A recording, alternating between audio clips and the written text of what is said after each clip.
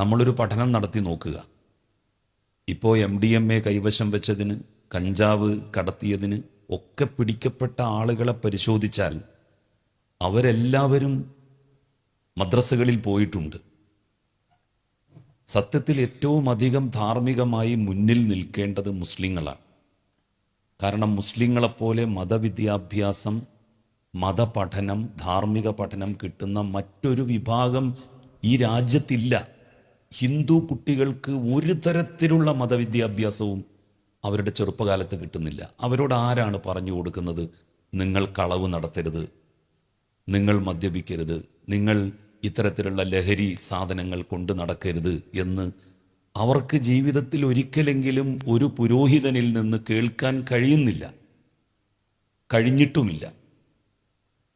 അങ്ങനെ ഒരു മദ്രസയിലോ ഒരു ക്ഷേത്ര പാഠശാലയിലോ പോകാത്ത സഹോദര സമുദായങ്ങൾ പുലർത്തുന്ന ആ ഒരു ധാർമ്മിക ബോധം പോലും മദ്രസയിൽ പോകുന്നു എന്ന് പറയപ്പെടുന്ന മുസ്ലിം സമുദായത്തിൽ നിന്ന് ഉണ്ടാകുന്നില്ല എങ്കിൽ അതെന്താണ് എന്നുള്ളതിനെ സംബന്ധിച്ച് പരിശോധിക്കണം.